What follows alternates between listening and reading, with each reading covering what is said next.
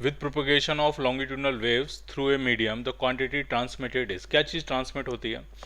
तो longitudinal waves में matter transmit नहीं होता है, ठीक है। मैटर जो है किसी भी तरह की वेव में, लॉन्गिट्यूडनल वेव हो या ट्रांसवर्स वेव हो, मीडियम का जो मैटर है वो वहीं रहता है।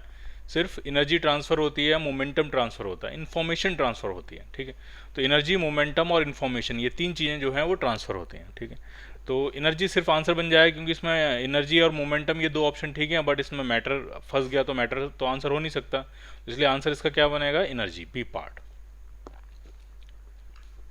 The temperature at which speed of sound in air becomes double of its value at 27 degree Celsius. पूछ रहे हैं वो टेम्परेचर बताओ जिस पे स्पीड ऑफ साउंड जो है वो 27 डिग्री सेल्सियस पे जो स्पीड ऑफ साउंड होगी उसकी डबल हो जाए, ठीक। तो 27 डिग्री सेल्सियस का मतलब हुआ आपका जो इनिशियल टेम्परेचर है वो आपको कह रहे हैं 300 केल्विन। 300 केल्विन पे जो स्पीड है उसका डबल चाहिए, तो वेलोसिटी ऑफ साउंड का जो फॉर्मूला होता है वो होता है under root of gamma R T by M. और यहाँ से साफ पता लग रहा है कि अगर आपको साउंड की वेलोसिटी अगर आपको डबल करनी है तो टेम्परेचर आपको 4 गुना करना पड़ेगा। यानी अभी टेम्परेचर अगर 300 केल्विन है तो टेम्परेचर को बढ़ा के 4 गुना करना पड़ेगा, यानी वो टेम्परेचर होगा 1200 केल्विन। और 1200 केल्विन को अगर आप डिग्री सेल्सियस में लिखोगे तो आपका आएगा 927 degree Celsius. So your answer is C part.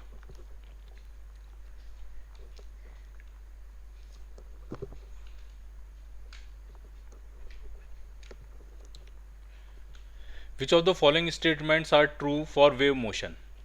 तीन स्टेटमेंट, चार स्टेटमेंट दिए हैं, इसमें से पूछ रहे हैं कौन सा स्टेटमेंट वेव मोशन के लिए ट्रू है। तो पहला स्टेटमेंट कह रहे हैं mechanical transverse wave can propagate through all medium. क्या मैकेनिकल जो ट्रांसवर्स वेव होती हैं सभी मीडियम में प्रोपोगेट कर सकती हैं? ऐसा नहीं है। एयर में जो है वो लॉन्गिट्यूडनल वेव ट्रैवल करती हैं, ट्रांसवर्स वेव ट्रैवल नहीं करती हैं, तो पहला ऑप्शन आपका करेक्ट नहीं है। दूसरे ऑप्शन के बारे में बात करते हैं। Longitudinal waves can propagate through solids only. Longitudinal waves क्या सिर्फ सॉलिड से प्रोपोगेट करती हैं? ऐसा नहीं है। लॉन्गिट्यूडनल वेव्स लिक्विड में भी प्रोपोगेट करती हैं, बल्क लिक्विड में, और लॉन्गिट्यूडनल वेव्स जो होती हैं वो आपकी एयर में भी, गैस में भी प्रोपोगेट करती हैं, तो दूसरा भी आपका गलत हो गया। तो दूसरा ऑप्शन भी आपका करेक्ट नहीं हुआ। तीसरा कह रहे हैं mechanical transverse waves can propagate through solids only, कि जो ट्रांसवर्स वेव होती हैं वो सिर्फ सॉलिड से प्रोपोगेट करती हैं, ये भी ठीक नहीं है। क्यों? क्योंकि लिक्विड की सरफेस पे जो वेव्स ट्रेवल करती हैं वो भी ट्रांसवर्स वेव होती हैं। बल्क लिक्विड में जो ट्रेवल करती हैं, बल्क लिक्विड मीडियम के अंदर जो ट्रेवल करती हैं वो आपकी होती हैं लॉन्गिट्यूडनल वेव, लेकिन लिक्विड की सरफेस पे जो रिपल्स ट्रेवल करते हैं वो होते हैं आपके ट्रांसवर्स वेव, ठीक। तो सी पार्ट भी आपका गलत हो गया। अब डी पार्ट के बारे में बात करते हैं। Longitudinal waves can propagate through vacuum. क्या वैक्यूम से ट्रेवल कर सकती है लॉन्गिट्यूडनल वेव? ऐसा नहीं है। लॉन्गिट्यूडनल वेव जो हैं वो वैक्यूम से ट्रेवल नहीं कर सकती। कोई भी मैकेनिकल वेव, चाहे वो लॉन्गिट्यूडनल वेव हो, मैकेनिकल वेव, या फिर ट्रांसवर्स वेव हो, कोई भी वैक्यूम से ट्रेवल नहीं कर सकती। वैक्यूम से ट्रेवल करने के लिए सिर्फ और सिर्फ कौन सी वेव चाहिए आपको? Electromagnetic waves. इलेक्ट्रोमैग्नेटिक वेव्स होती हैं वो वैक्यूम में ट्रेवल कर सकती हैं, ठीक। तो आपसे पूछ रहे थे which of the statement are true, true पूछ रहे थे, तो एक बार फिर से देख लेते हैं। पहला वाला क्या था? Mechanical transverse wave can propagate through all mediums. Transverse wave क्या सभी मीडियम में प्रोपोगेट कर सकती हैं? एयर में ट्रांसवर्स वेव प्रोपोगेट नहीं करती हैं, तो पहला गलत हो गया आपका। दूसरा ऑप्शन कह रहे हैं longitudinal waves can propagate through solids only. Mechanical wave सिर्फ सॉलिड से ही प्रोपोगेट कर सकती हैं, सॉरी, लॉन्गिट्यूडनल वेव सिर्फ सॉलिड से ही प्रोपोगेट कर सकती हैं, गलत है। Longitudinal wave solid, liquid, gas तीनों से प्रोपोगेट कर सकती हैं, तो ये भी गलत हो गया आपका। अब सी पार्ट पे आते हैं। Mechanical transverse wave can propagate through solids only. Mechanical transverse wave जो होती हैं वो सिर्फ सॉलिड से प्रोपोगेट कर सकती हैं, गलत है। सरफेस, लिक्विड की सरफेस पे भी मैकेनिकल ट्रांसवर्स वेव प्रोपोगेट कर सकती हैं, तो ये भी आपका गलत हो गया। डी पार्ट में आते हैं। Longitudinal waves can propagate through vacuum. क्या वैक्यूम से ट्रेवल कर सकती है? नहीं कर सकती। वैक्यूम से ट्रेवल सिर्फ इलेक्ट्रोमैग्नेटिक वेव्स करती हैं, तो ये भी गलत हो गया। तो इसमें कोई भी करेक्ट नहीं है। ऑल चारों के चारों जो हैं वो आपके रॉन्ग हैं। A sound wave is passing through air column in a form of compression and rarefaction in consecutive compression and rarefaction, ठीक। पूछ रहे हैं कि कॉन्जिक्यूटिव साउंड वेव ट्रेवल कर रही है एयर के कॉलम में, कंप्रेशन और रेयरफैक्शन की फॉर्मेट में, लॉन्गिट्यूडनल वेव की फॉर्मेट में ट्रेवल कर रही है। तो कॉन्जिक्यूटिव कंप्रेशन और रेयरफैक्शन के बीच में ये पूछ रहे हैं क्या चीज़ कांस्टेंट रहेगी, क्या नहीं रहेगी, ठीक है। तो सबसे पहली बात यह है कि साउंड का जो प्रोपगेशन होता है वो आपका एडियाबैटिक प्रोसेस माना गया है। साउंड इतनी तेज़ी से प्रोपगेट करती है कि हीट एक्सचेंज करने का टाइम ही नहीं मिल पाता, so there is no transfer of heat, so your answer is D part, ठीक। न्यूटन ने जो माना था वो साउंड का प्रोपेगेशन को माना था आइसोथर्मल प्रोसेस, और उससे जब उन्होंने स्पीड निकाली साउंड की तो वो 280 मीटर पर सेकंड के आसपास आई थी, जबकि साउंड की स्पीड जो होती है वो 330-340 मीटर पर सेकंड के आसपास होती है। फिर उसमें मॉडिफिकेशन किया लाप्लास ने, और लाप्लास मॉडिफिकेशन फेमस है इसीलिए, और वो ये कहता है कि साउंड का जो प्रोपोगेशन है वो आइसोथर्मल प्रोसेस नहीं है, वो एडियाबैटिक प्रोसेस है। और वहाँ पे जब उन्होंने एडियाबैटिक का कंसेप्ट लगा के निकाली स्पीड, तो लगभग वो 330-340 के बीच में लगभग स्पीड मिल गई थी। ठीक, तो मैं फिर से रिपीट कर रहा हूँ, साउंड इतनी तेज़ी से प्रोपोगेट करती है कि उसमें कंप्रेशन और रेयरफैक्शन के बीच में हीट एक्सचेंज करने का कोई टाइम नहीं मिल पाता, इसीलिए वहाँ पे कोई हीट का ट्रांसफर नहीं होता। सो your answer is D part. बाकी और ऑप्शन देख लेते हैं। डेंसिटी रिमेन कांस्टेंट, गलत है, कंप्रेशन में डेंसिटी ज़्यादा होती है, रेयरफैक्शन में डेंसिटी कम होती है। Boyle's law is Ovid, Boyle's law जो है वो आइसोथर्मल प्रोसेस का है, वो ये कहता है कि टेम्परेचर कांस्टेंट होगा। ठीक है, टेम्परेचर कांस्टेंट नहीं होगा, कंप्रेशन में टेम्परेचर बढ़ेगा, रेयरफैक्शन में टेम्परेचर कम होगा। ये एडियाबैटिक प्रोसेस है, आइसोथर्मल प्रोसेस नहीं है, तो बी पार्ट भी गलत हो गया। Bulk modulus of air oscillate, air का बल्क मॉडुलस एयर ऑसिलेट नहीं करेगा। ठीक, तो इसमें जो परफेक्ट आंसर है, बढ़िया आंसर है, वो क्या है आपका D part. The ratio of the maximum velocity of a particle to the velocity of wave, जो पार्टिकल की मैक्सिमम वेलोसिटी होती है, पार्टिकल की मैक्सिमम वेलोसिटी वो होती है ओमेगा इंटू ए, और वेव की वेलोसिटी होती है ओमेगा बाई के। ये है पार्टिकल की मैक्सिमम वेलोसिटी, और ये है आपकी वेव की वेलोसिटी, और इनका रेशियो पूछ रहे हैं आपसे, तो इनका रेशियो पूछ रहे हैं, तो ओमेगा से ओमेगा क्या हो जाएगा, कैंसिल आउट, तो ये रेशियो आपका के बराबर आ जाएगा। के क्या होता है, के होता है 2 पाई बाई लैम्डा। ठीक, so your answer is C part. Sound waves of wavelength lambda traveling in a medium with a speed v meter per second enters into another medium where its speed is 2v। ठीक है, medium बदलने से ही wave speed बदलती है, तो पहले जिस medium में था वहाँ स्पीड v थी, अब जिस मीडियम में वहाँ स्पीड डबल हो गई। ठीक, और जो फ्रीक्वेंसी होती है किसी भी वेव की, वो सोर्स की प्रॉपर्टी होती है। ठीक है, फ्रीक्वेंसी किसकी प्रॉपर्टी होती है, सोर्स की प्रॉपर्टी होती है, और वेव की वेलोसिटी किसकी प्रॉपर्टी होती है, वो मीडियम की प्रॉपर्टी होती है। ठीक है, तो जब एक ही वेव एक मीडियम से दूसरे मीडियम में एंटर करेगी तो वेव वेलोसिटी तो चेंज हो जाएगी क्योंकि मीडियम बदल गया, बट फ्रीक्वेंसी नहीं बदलेगी, क्योंकि फ्रीक्वेंसी किसकी प्रॉपर्टी थी, सोर्स की प्रॉपर्टी थी। वेवलेंथ के बारे में पूछ रहे हैं तो क्या होगा, तो जरा समझिए, वेव वेलोसिटी का जो फॉर्मूला होता है वो होता है wavelength into frequency. Frequency source की प्रॉपर्टी है, वो जब तक सोर्स नहीं बदलेगा तब तक फ्रीक्वेंसी नहीं बदलेगी। इसका मतलब अगर मीडियम बदलने से वेव वेलोसिटी आपकी डबल हो गई, तो इसका मतलब वेवलेंथ भी क्या हो जाएगी, आपकी डबल हो जाएगी। So your answer is C part. If the frequency of a sound produced by a siren increase from 400 Hz to 1200 Hz while the wave amplitude remains constant, frequency जो है वो बढ़ रही है। ठीक, 400 से 1200 हर्ट्ज तक बढ़ गई, 3 गुना हो गई फ्रीक्वेंसी, एम्पलीट्यूड में कोई चेंज नहीं आया। तो इंटेंसिटी के बारे में पूछ रहे हैं कि the intensity of the ratio of the intensity of 1200 hertz to that of 400 hertz. तो जरा समझना है, इंटेंसिटी जो होती है किसी वेव की, ठीक है, वो होती है आपकी एवरेज इंटेंसिटी की। अगर हम बात करें तो वो आपकी फ्रीक्वेंसी के स्क्वायर और एम्पलीट्यूड के स्क्वायर, इन दोनों के ही प्रोपोर्शनल होती है। ठीक है, एवरेज इंटेंसिटी अगर हम लिखूँ, मैं एक्सप्रेशन ही लिखूँ, तो वो बन जाएगी हाफ रो ओमेगा स्क्वायर ए स्क्वायर। ठीक, ये होगी आपकी एवरेज इंटेंसिटी, इंटू वी से भी मल्टीप्लाई करते हैं इसमें। खैर, हमें जो फोकस करना है वो इस बात पर फोकस करना है कि जो एवरेज इंटेंसिटी है वो फ्रीक्वेंसी के स्क्वायर और एम्पलीट्यूड के स्क्वायर के प्रोपोर्शनल होती है। अब एम्पलीट्यूड में तो हम कोई चेंज कर नहीं रहे हैं। ठीक है, मीडियम भी आपका वही होगा, डेंसिटी में भी कोई चेंज नहीं होगा, मीडियम वही होगा, तो मीडियम में, उस मीडियम में वेव की जो वेलोसिटी है वो भी वही रहेगी, सिर्फ चेंज हो रहा है फ्रीक्वेंसी में। तो फ्रीक्वेंसी को अगर हम 3 गुना करेंगे तो इंटेंसिटी आपकी 9 गुना हो जाएगी, यानी फाइनल इंटेंसिटी इनिशियल की 9 टाइम्स होगी। सो your answer is D part. The extension in a string obeying Hooke's law is x. Hooke's law ओबे कर रहे हैं, एक्सटेंशन एक्स है, इसका मतलब उसके अंदर जो टेंशन होगा वो एक्स के प्रोपोर्शनल होगा, tension is equal to k times x.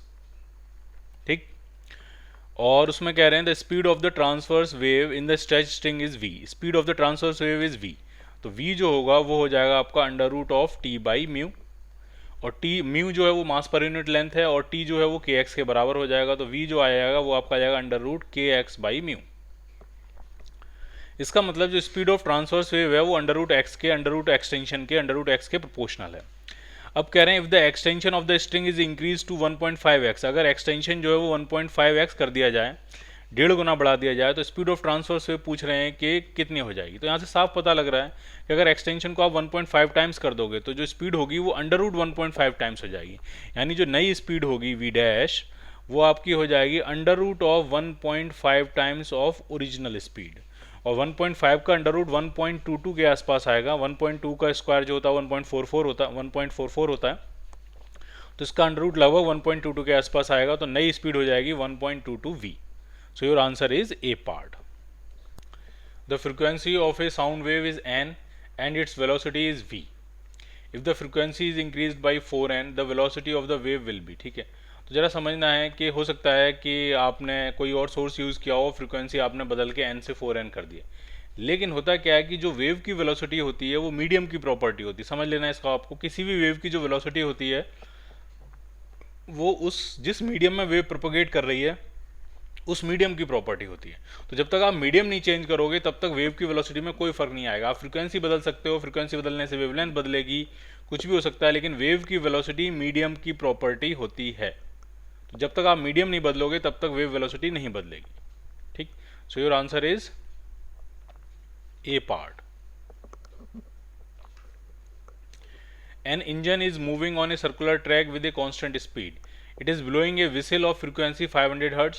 The frequency received by an observer standing stationary at the center of the track. ये जो इंजन है ये 500 हर्ट्ज की विसिल बजा रहा है और ये पर्सन उसके सेंटर में खड़ा है ट्रैक के, सर्कुलर ट्रैक के।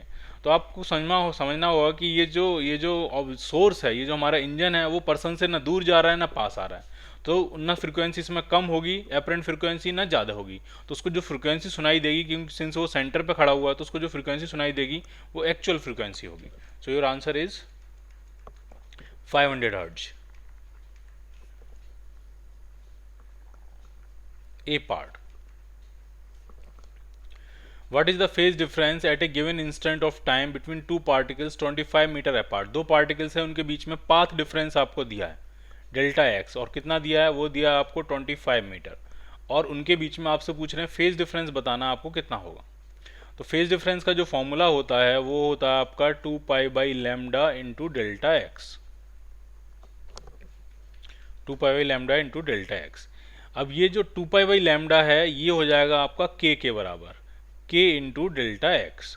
k की वैल्यू हम कहाँ से निकालेंगे? तो k की वैल्यू हम निकालेंगे इसकी इक्वेशन से। तो इस पाई को अगर हम अंदर मल्टीप्लाई कर देंगे तो ये इक्वेशन बन जाएगी 0.03 sign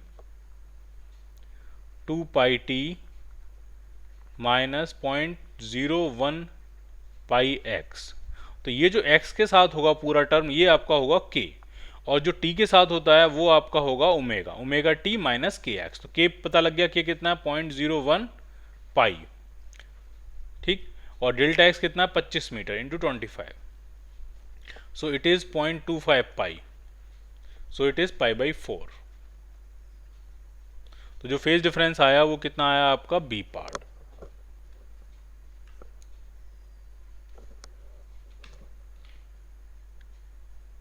sound velocity is maximum in चार गैसेस में पूछ रहे हैं किसमें साउंड वेलोसिटी मैक्सिमम होगी। ठीक, तो टेम्परेचर हमने सेम माना होगा, फिर चारों गैसेस का टेम्परेचर जो सेम होगा वही सेम ही माना होगा हमने। तो साउंड वेलोसिटी का जो फॉर्मूला होता है वो होता है under root gamma R T by M.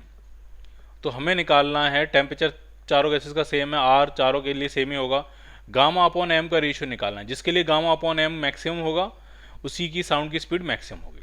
तो गामा मोनो एटॉमिक के लिए कितना होता है? तो गामा का फॉर्मूला होगा 1 + 2/f। मोनो एटॉमिक की डिग्री ऑफ फ्रीडम होती है 3, तो मोनो एटॉमिक के लिए गामा हो जाएगा 5/3, ये मोनो एटॉमिक के लिए हो जाएगा। ठीक है, डायटोमिक के लिए कितना होगा? तो डिग्री ऑफ फ्रीडम 5 होगी, तो 5 + 2 7/5, डायटोमिक के लिए हो जाएगा 7/5।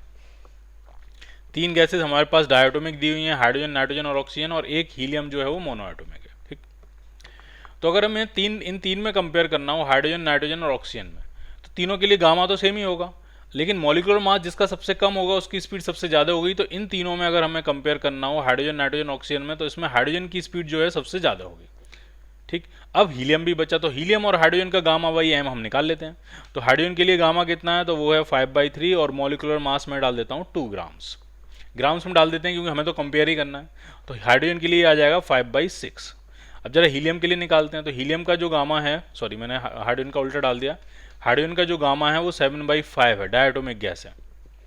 अपॉन मॉलिक्यूलर मास कितना है इसका 2 ग्राम्स, तो ये आपका आ जाएगा 7/10, यानी इसकी वैल्यू आ गई 0.7 गामा बाई एम की वैल्यू। ठीक है, मास हम ग्राम्स में डाल देते हैं क्योंकि हमें सिर्फ कंपेयर करना है। हीलियम के लिए कितना होगा, हीलियम का गामा है 5/3 और इसका जो मॉलिक्यूलर मास होगा वो होगा 4, तो ये आपका आ जाएगा 5/12। तो 12 से अगर हम डिवाइड करेंगे तो 0.4 समथिंग कुछ आंसर बनना शुरू होगा। ठीक, इसका मतलब ये है कि हाइड्रोजन में वैल्यू ज़्यादा आ रही है, तो हाइड्रोजन में जो साउंड की स्पीड होगी वो हीलियम से भी क्या होगी, ज़्यादा होगी। नाइट्रोजन और ऑक्सीजन से तो ज़्यादा है ही, बट हीलियम से भी ज़्यादा होगी, तो सबसे ज़्यादा स्पीड आएगी आपकी हाइड्रोजन में। सो your answer is A part. If the temperature increases, then what happens to the frequency of the sound produced by the organ pipe? Organ pipe में टेम्परेचर बढ़ाने से फ्रीक्वेंसी पे क्या फ़र्क पड़ेगा? ठीक है, तो समझना है इसमें जो ऑर्गन पाइप है, चाहे वो ओपन ऑर्गन पाइप हो या क्लोज ऑर्गन पाइप हो, तो वेवलेंथ तो उसकी लेंथ पे डिपेंड करेगी। ठीक है, कौन से हार्मोनिक में वाइब्रेट कर रहा है, मान लिया फर्स्ट हार्मोनिक में वाइब्रेट कर रहा है तो उसकी जो वेवलेंथ होगी वो आपकी 4 λ/4 जो होगा वो एल के बराबर होगा। फर्स्ट हार्मोनिक आपको याद होगा इस तरह से बनता है। फर्स्ट हार्मोनिक ऊपर बनता है एंटी नोड और नीचे बनता है नोड, और ये λ/4 एल के बराबर होगा, λ4 एल के बराबर हो जाएगा। तो मैं ये कहने की कोशिश कर रहा हूँ कि इसका टेम्परेचर से कोई लेना देना नहीं, वेवलेंथ का टेम्परेचर से यहाँ पे कोई लेना देना नहीं। लेकिन इसके अंदर जो वेव की वेलोसिटी होगी, साउंड वेव की वेलोसिटी होगी, वो होगी गामा RT/m, और टेम्परेचर बढ़ाने से वेव की वेलोसिटी बढ़ेगी। तो वेव की वेलोसिटी तो बढ़ रही है और वेवलेंथ आपकी कांस्टेंट है, तो फ्रीक्वेंसी पे क्या फर्क पड़ेगा, तो वेव की वेलोसिटी जो होती है वो होती है फ्रीक्वेंसी इनटू वेवलेंथ। वेवलेंथ में लगभग कोई चेंज नहीं आ रहा है, वेव की वेलोसिटी आपकी बढ़ रही है, तो इसका मतलब फ्रीक्वेंसी भी आपकी क्या होगी, बढ़ेगी। क्लियर? तो इसमें आंसर क्या बनेगा, ए पार्ट। ठीक है, ऑर्गन पाइप में या फ्लूट में, फ्लूट कह सकते हो आप, फ्लूट में जैसे टेम्परेचर बढ़ेगा तो फ्रीक्वेंसी भी क्या होगी आपकी, बढ़ेगी। जो नोट्स हैं वो और श्रिल और शार्प होते चले जाएंगे। ठीक, लेकिन अगर इसी की बात हो गिटार वगैरह में, कि गिटार में, तो गिटार में क्या होता है, गिटार में आपकी स्ट्रेच स्ट्रिंग होती है। गिटार में क्या होती है, स्ट्रेच स्ट्रिंग होती है, और अगर टेम्परेचर बढ़ेगा तो क्या फर्क पड़ेगा वो समझना। टेम्परेचर अगर बढ़ेगा तो इसके अंदर का टेंशन कम हो जाएगा, क्योंकि ये थर्मल एक्सपेंशन होगा स्ट्रिंग के अंदर, थर्मल एक्सपेंशन होगा, स्ट्रिंग लूज हो जाएगी, तो टेंशन क्या हो जाएगा, रिड्यूस हो जाएगा, टेंशन कम हो जाएगा। और टेंशन कम हो जाएगा तो वेव की वेलोसिटी कम हो जाएगी, क्योंकि वेव की वेलोसिटी होती है √T/μ। अब ये टी और वो वाला टी मिक्स मत कर देना, यहाँ पे टी जो है वो टेंशन है, यहाँ पे टी जो है वो टेम्परेचर है। तो जैसे आप टेम्परेचर बढ़ेगा तो टेंशन इसका कम होगा, स्ट्रिंग लूज होगी, और टेंशन कम होगा तो वेव की वेलोसिटी कम होगी, और वेव की वेलोसिटी कम होगी तो फ्रीक्वेंसी कम हो जाएगी। ठीक है, वेवलेंथ में यहाँ पे भी कोई अप्रिशिएबल चेंज नहीं आएगा। यहाँ पे वेव की वेलोसिटी कम हो रही है तो यहाँ पे फ्रीक्वेंसी क्या हो जाएगी, कम हो जाएगी। तो गिटार की आवाज़ में क्या फ़र्क पड़ेगा, गिटार की साउंड में क्या फ़र्क पड़ेगा, तो उसकी फ्रीक्वेंसी कम हो जाएगी। और फ्लूट की साउंड में क्या फ़र्क पड़ेगा, तो उसकी फ्रीक्वेंसी बढ़ जाएगी। क्लियर?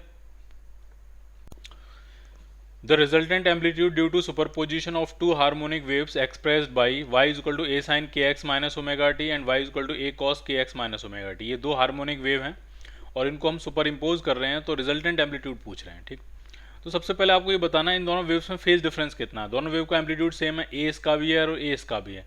बाकी इसमें इक्वेशन साइन के x sign omega t minus k x है, इसमें cos k x minus omega T है। तो जरा समझिए, इनको हम फेज डिफरेंस निकालने की कोशिश कर रहे हैं। ठीक है, तो मैं दूसरी इक्वेशन को मॉडिफाई करने की कोशिश कर रहा हूँ, y is equal to a cos k x minus omega T.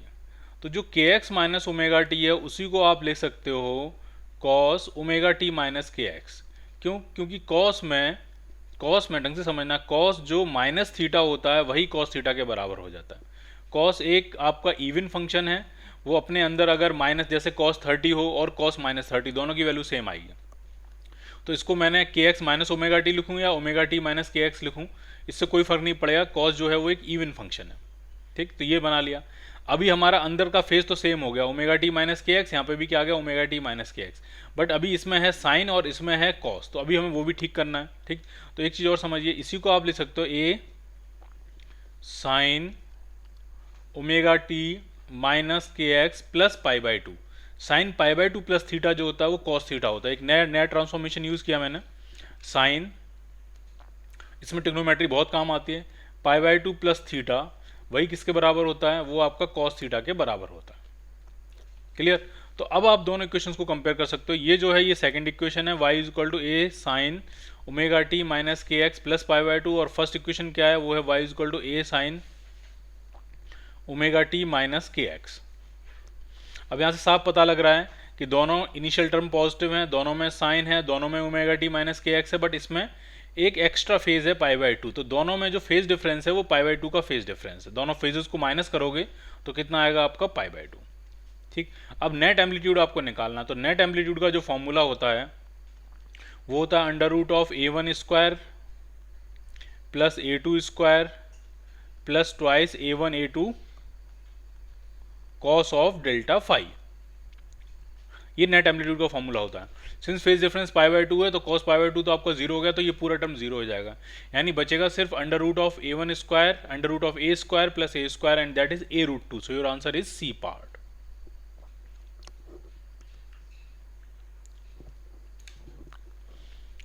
In a sinusoidal wave, the minimum time required for a particular point to move from maximum displacement to zero displacement, extreme position से mean position तक आने का time कह रहे हैं, तो वो जो मिनिमम टाइम होगा वो तो t/4 हो जाएगा।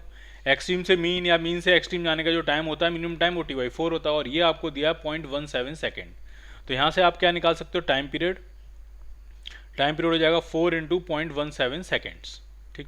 अब आपसे फ्रीक्वेंसी पूछिए, तो फ्रीक्वेंसी जो होती है 1 अपॉन टाइम पीरियड होती है। टाइम पीरियड आपको पता ही है, आप सारी वैल्यू डालो, डिवाइड कर लो, आपको आंसर मिल जाएगा। Two waves represented by y1 is equal to 10 sine 200 pi t and y2 is equal to 20 sine 200 pi t plus pi by 2 at a point are superimpose at a particular instant. किसी instant पे, किसी point पे दोनों waves जो हैं वो super impose हो जा रही हैं। रिजल्टेंट का एम्पलीट्यूड पूछ रहे हैं, तो सबसे पहले आपको ये देखना है इनके बीच में फेज डिफरेंस कितना है। तो इसमें है साइन 200 पाई टी और इसमें है sine 200 pi t plus pi by 2, यानी फेज जो है वो पाई बाई 2 एक्स्ट्रा है। बाकी यहाँ पे भी साइन है और यहाँ पे भी साइन है, तो हमें कोई चेंज करने की जरूरत नहीं है। एम्पलीट्यूड भी ये प्लस से शुरू किया, यहाँ पे भी प्लस से शुरू किया, तो अभी कोई चेंज करने की जरूरत नहीं है। तो सबसे पहले यहाँ से ये पता लग रहा है कि फेज डिफरेंस जो है वो कितना है, पाई बाई 2 है, और पहला एम्पलीट्यूड 10 है, दूसरा 20 है, और रिजल्टेंट एम्पलीट्यूड पूछ रहे हैं। तो नेट एम्पलीट्यूड बनेगा अंडर रूट ऑफ 10 का स्क्वायर यानी 100 प्लस 20 का स्क्वायर यानी 400 plus 2 into 10 into 20 into cos pi by 2। Cos pi by 2 हो जाएगा 0, तो ये पूरा टर्म तो हो गया 0। तो ये आपका आया 10 रूट 5। रिजल्टेंट एम्पलीट्यूड हुआ 10 root 5। Clear. So your answer is B part. ठीक। एक चीज़ और समझनी है आपको, साइन और साइन दोनों देखना है, 200 पाई टी 200 पाई टी देखना है, और ये भी देखना है कि फ्रंट में पॉजिटिव है कि नेगेटिव है। इसमें फ्रंट में प्लस है और यहाँ पे भी प्लस है, इसलिए सीधे पाई बाई 2 हो गया। अगर एक में प्लस होता है एक में माइनस होता है, जैसे कि फॉर एग्जाम्पल, ढंग से समझिए इस बात को, यहीं बता देता हूँ मैं आपको। जैसे मान लिया एक इक्वेशन होती y is equal to 10 sine, कुछ भी लिख देता हूँ मैं, ओमेगा टी, और दूसरी इक्वेशन होती है आपकी -5 साइन ओमेगा टी। ये दो इक्वेशन दी हैं। अब इनमें हमें फेज डिफरेंस निकालना, तो यहाँ साइन, यहाँ ओमेगा टी, यहाँ ओमेगा टी, तो ऐसा तो समझ में आ रहा है कोई फेज डिफरेंस ही नहीं है। लेकिन इसमें फ्रंट में पॉजिटिव है और इसमें फ्रंट में नेगेटिव है, तो इन दोनों को आप डायरेक्टली कंपेयर नहीं कर सकते, क्योंकि ये माइनस आपको अंदर ले जाना पड़ेगा। अब माइनस कैसे अंदर ले जाएंगे वो समझिए।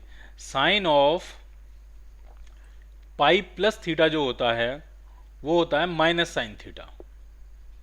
ये ट्रिग्नोमेट्रिक ट्रांसफॉर्मेशन हम यूज करेंगे। माइनस साइन थीटा जो होता है वो क्या होता है, साइन पाई प्लस थीटा।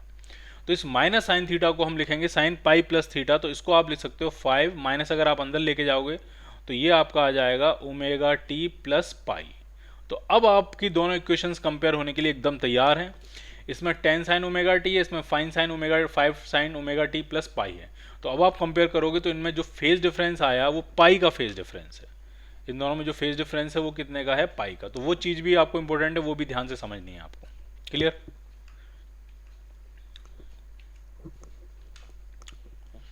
ए स्टार 14 क्वेश्चन करते हैं। Two strings of copper are stretched to the same tension, their cross section area are in the ratio 1:4, then the respective wave velocity will be in ratio. समझना है, wave velocity का formula होता है under root T by mu. T tension है और mu होती है linear mass density. Linear mass density को अगर आप वॉल्यूम मास डेंसिटी में कन्वर्ट करोगे तो ये हो जाएगा रो इंटू ए। ठीक है, रो क्या हो गया, रो है वॉल्यूम मास डेंसिटी, मास पर यूनिट वॉल्यूम, और ए है क्रॉस सेक्शन एरिया। अब जरा क्वेश्चन में कह रहे हैं दो स्ट्रिंग्स दोनों कॉपर की हैं, कॉपर की हैं, इसका मतलब वॉल्यूम डेंसिटी दोनों की क्या होगी, सेम होगी। And they are stretch to the same tension, tension भी दोनों का क्या है, सेम। इसका मतलब वेलोसिटी जो है वो अंडर रूट ऑफ 1/√ऑफ ए के, ए मतलब क्रॉस सेक्शनल एरिया, उसके प्रोपोर्शनल हो जाएगा। और क्रॉस सेक्शनल एरिया 1:4 रेशियो में दिया है, तो वेलोसिटी का रेशियो क्या होगा, तो v1/v2 अगर मैं लिखूंगा तो ये आपका बन जाएगा अंडर रूट ऑफ a2/a1। ठीक, तो ये आपका आ जाएगा 2:1, ये बनेगा वेलोसिटीज का ratio. So your answer is B part. Under the same conditions of pressure and temperature, the velocity of sound in oxygen and hydrogen are VO and VH। ठीक है, सेम प्रेशर और टेम्परेचर, प्रेशर से वैसे भी कोई लेना देना नहीं होता, आपको पता है। ठीक है, हमें सिर्फ टेम्परेचर से मतलब होता है, साउंड की वेलोसिटी सिर्फ टेम्परेचर का फंक्शन होती है। ठीक, और ऑक्सीजन में और हाइड्रोजन में VO और VH है, टेम्परेचर सेम है, तो इसमें पूछ रहे हैं कौन किसका कितना होगा, वो सब पूछ रहे हैं। अब समझने वाली बात ये है कि साउंड की वेलोसिटी का फॉर्मूला होता है under root gamma RT/m।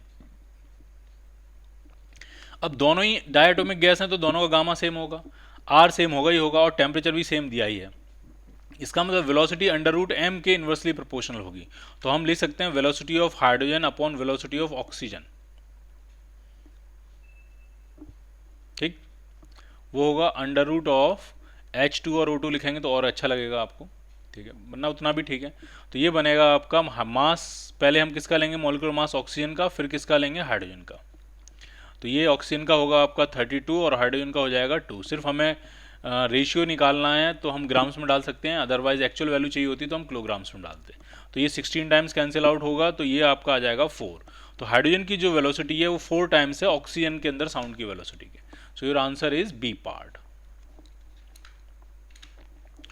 A man standing on a cliff claps his hands, hears his echo after 1 second.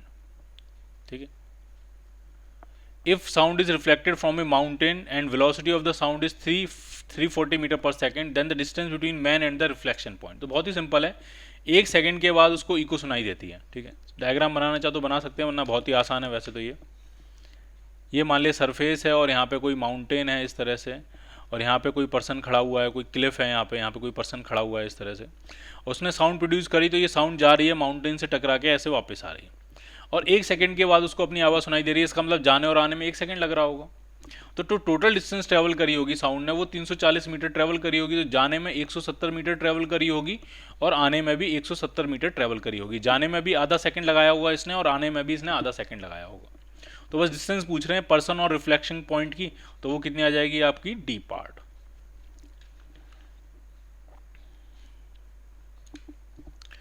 The displacement by of a particle on a straight line is given by y is equal to fx। वो function x का भी है और time का भी है। Which of the following function does not represent wave motion? पूछ रहे हैं इन चार में से कौन सा वेव मोशन नहीं है। ठीक, तो जरा समझिए। पहला तो प्योरली वेव मोशन है, साफ दिख रहा है। साइन का kx माइनस ओमेगा टी का लीनियर फंक्शन है, तो ये वेव मोशन है। ठीक है, दूसरा भी वेव मोशन है, क्यों है, क्योंकि साइन स्क्वायर के टर्म को आप जो है वो लीनियर फंक्शन में रिप्रेजेंट कर सकते हो। कैसे, ये समझिए। cos 2 थीटा जो होता है वो होता है आपका cos square theta minus sine square theta, या इसको आप देख सकते हो 1 माइनस 2 साइन स्क्वायर थीटा।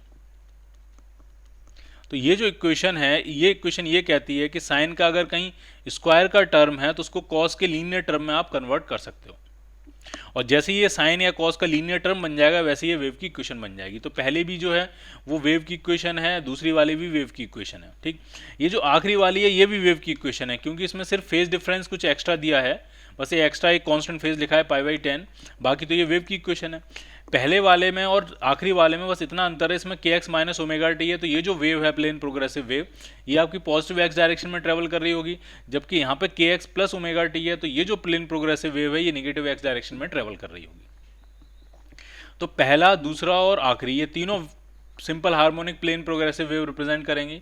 कौन सा function wave plane progressive wave represent नहीं करेगा, तो वो है आपका सी पार्ट, क्योंकि इसके अंदर के एक्स का स्क्वायर है और ओमेगा टी का स्क्वायर है, तो ये आपकी प्लेन प्रोग्रेसिव वेव रिप्रेजेंट नहीं करेगा। उस प्लेन प्रोग्रेसिव वेव में के एक्स प्लस या के एक्स माइनस ओमेगा टी या के एक्स प्लस ओमेगा टी का ही फंक्शन होना चाहिए, और साइन जो है वो लीनियर फंक्शन होना चाहिए, साइन का या कॉस का किसी का भी हो, बट वो लीनियर फंक्शन होना चाहिए, और उसके अंदर जो है उसका जो फेज है वो के एक्स माइनस ओमेगा टी या के एक्स प्लस ओमेगा टी के फॉर्मेट का होना चाहिए। कोई कॉन्स्टेंट प्लस या माइनस हो सकता है, उससे कोई दिक्कत नहीं। ये जो कांस्टेंट आइडिया सब्ट्रैक्ट होता है ये बेसिकली इनिशियल फेज होता है of the particle present at x is equal to 0। x is equal to 0 पे जो पार्टिकल प्रेजेंट है उसका इनिशियल फेज है ये π/10।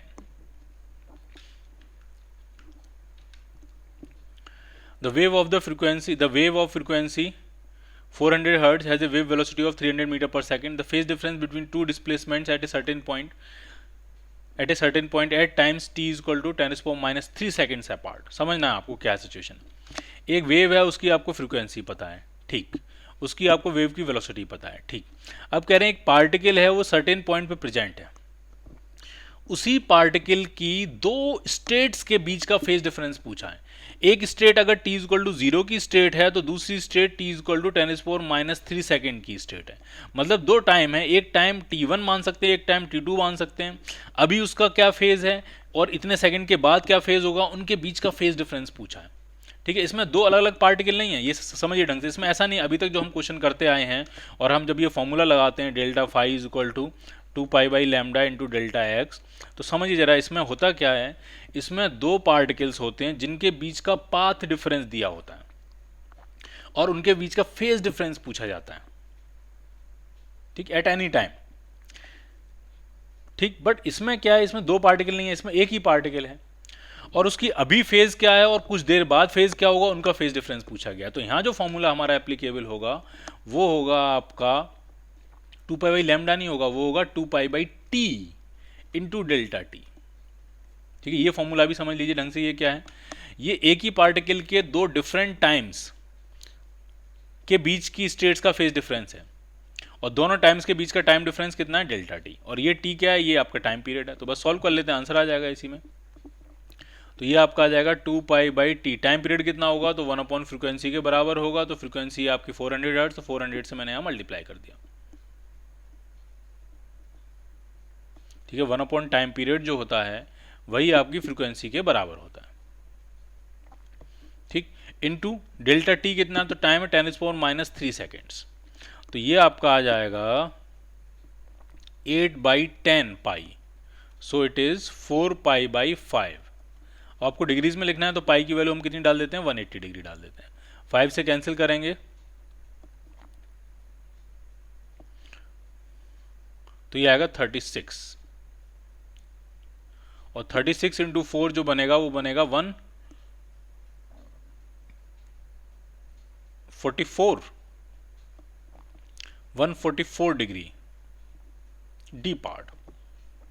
तो होपफुली आपको ये दोनों फॉर्मूले समझ में आए होंगे। 2π/λ इंटू डेल्टा एक्स कब यूज करते हैं, जब दो अलग अलग पार्टिकल होते हैं अलग अलग पोजीशंस पे, उनके बीच का फेज डिफरेंस निकालना होता है। और 2π/t इंटू डेल्टा टी कब यूज करते हैं, जब एक ही पार्टिकल होता है अलग अलग टाइम पे, एक अभी एक कुछ देर के बाद, तो दोनों स्टेट्स में फेज डिफरेंस, तब ये फॉर्मूला यूज करेंगे। दो पार्टिकल्स होंगे तब ये फॉर्मूला यूज करेंगे। Clear. Equation of a progressive wave is given by, एक प्लेन प्रोग्रेसिव वेव है उसकी इक्वेशन दी हुई है।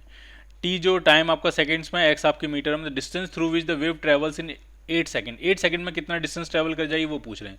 तो यहाँ से हम वेव की वेलोसिटी निकालेंगे। तो इक्वेशन को थोड़ा ढंग से लिखते हैं, y is equal to a sine pi से अंदर मल्टीप्लाई कर देते हैं। तो ये आ जाएगा आपका π/2t माइनस π/4x, ठीक। ये होता है आपका ओमेगा और ये होता है आपका k, और वेव की वेलोसिटी होती है ω/k। So it is π/2 divided by π/4, so it is 2 metre पर सेकेंड। वेव की वेलोसिटी आ रही है 2 मीटर पर सेकेंड और ये पूछ रहे हैं कि 8 सेकंड में कितना ट्रेवल कर लेगा वो। तो 2 की स्पीड से जा रहा है, 8 सेकंड ट्रेवल करना है, तो 16 मीटर वो ट्रेवल कर लेगा। So your answer is B part. इन्हें ट्रेवलिंग वेव की इक्वेशन दी है, फेज डिफरेंस पूछ रहे हैं। अब देखिए, अब इसमें फेज डिफरेंस दो अलग अलग पोजीशन पे जो पार्टिकल है उसके बारे में पूछ रहे हैं।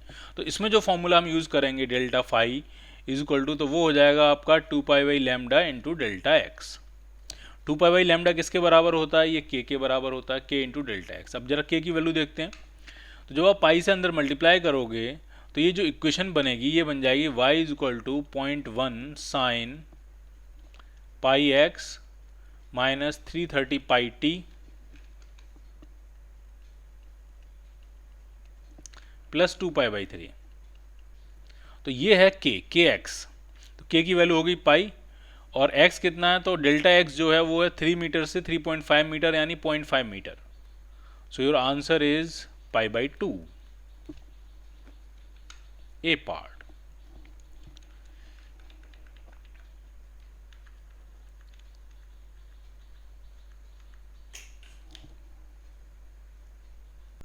A star is moving away from Earth with a velocity of 100 km per second. If the velocity of light is 3 into 10 power 8 meter per second, then the shift in its spectral line of wavelength 5700 angstrom due to Doppler effect. तो star अगर earth से दूर जा रहा है तो उसकी जो अपरेंट फ्रीक्वेंसी होगी वो कम दिखाई देगी. ठीक, फ्रीक्वेंसी कम हो रही है इसका मतलब वेवलेंथ उसकी ज़्यादा हो रही होगी. तो एक्चुअल वेवलेंथ से अपरेंट वेवलेंथ में कितना डिफरेंस आ जाएगा, वही होगी shift in the spectral line. तो वो शिफ्ट आपसे पूछिए.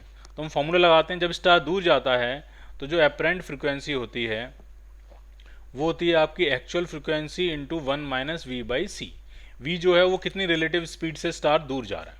ठीक, अब इसको अगर मैं वेवलेंथ के टर्म्स में लिखूँ तो 1 बाई अगर मैं दोनों को सी से डिवाइड कर दूं, स्पीड ऑफ लाइट से दोनों को डिवाइड कर दूं, तो ये इक्वेशन बन जाएगी 1 by lambda apparent. Apparent wavelength is equal to हो जाएगी 1 by lambda actual wavelength into 1 minus we by C.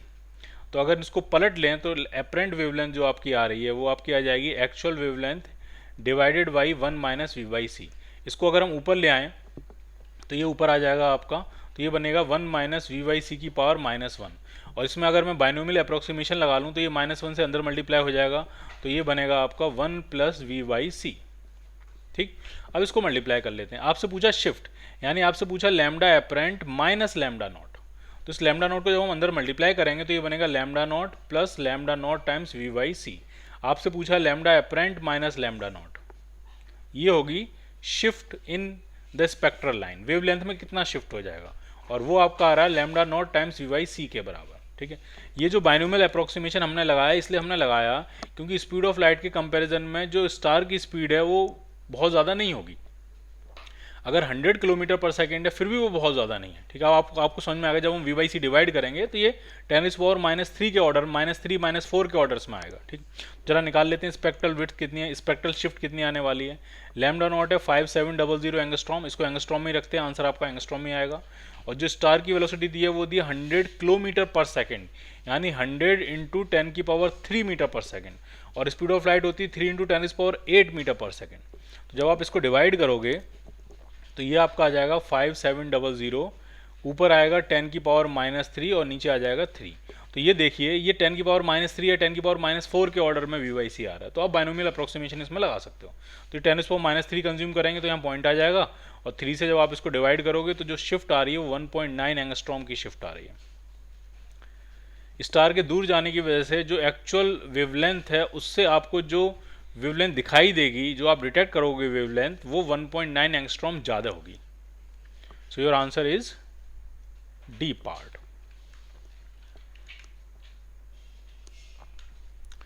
The apparent wavelength of the light from a star moving away from the earth is 0.01% more than its real wavelength. Speed पूछ रहे हैं. ठीक, तो अभी हमने निकाला फॉर्मूला, जो apparent wavelength होती है वो आपकी होगी lambda naught into 1 plus v by c.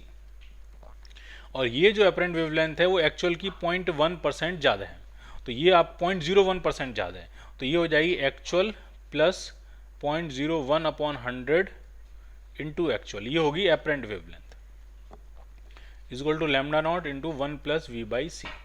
तो लैम्डा नॉट कॉमन लेके इन दोनों से ये कैंसिल आउट हो जाएगा, तो ये आएगा 1 plus 0.01/100 is equal to 1 plus v by c. तो यहाँ से 1 से 1 कैंसिल आउट हो गया, तो v आप फाइंड कर सकते हो. v आपका आ जाएगा c into 10⁻⁴. So it is 3 into 10⁸ into 10⁻⁴ करेंगे तो 10⁻+4 बचेगा. तो ये 30 किलोमीटर पर सेकेंड की स्पीड से वो जो स्टार है वो अर्थ से दूर जा रहा है. So your answer is C part. Two sinusoidal waves with same wavelength and amplitude travel in opposite direction along a string. दो साइनोसॉइडल वेव हैं, दोनों की वेवलेंथ सेम है, एम्पलीट्यूड सेम है, एक ही स्ट्रिंग में ट्रेवल कर रही है. अगर एक ही स्ट्रिंग में ट्रेवल कर रही है तो दोनों की स्पीड भी सेम होगी और वेवलेंथ भी सेम दी हुई है, इसका मतलब दोनों की फ्रीक्वेंसी भी सेम होगी. If the minimum time interval between two points,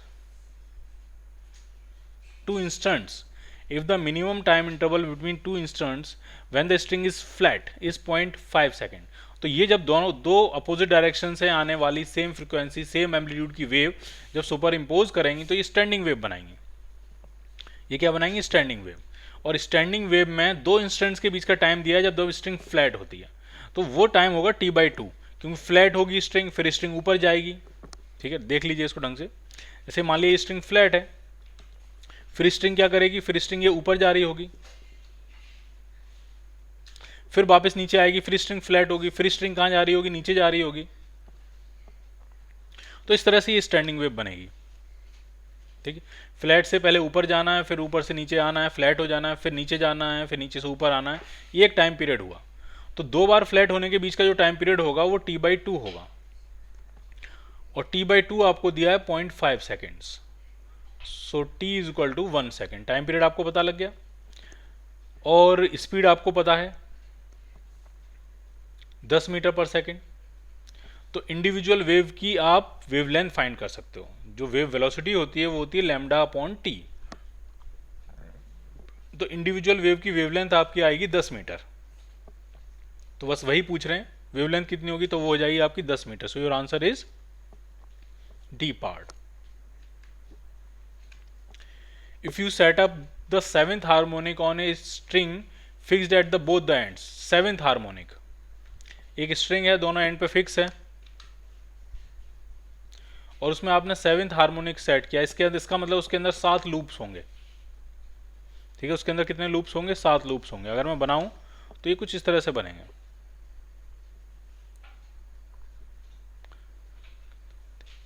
नहीं, और छोटे करने पड़ेंगे हमको।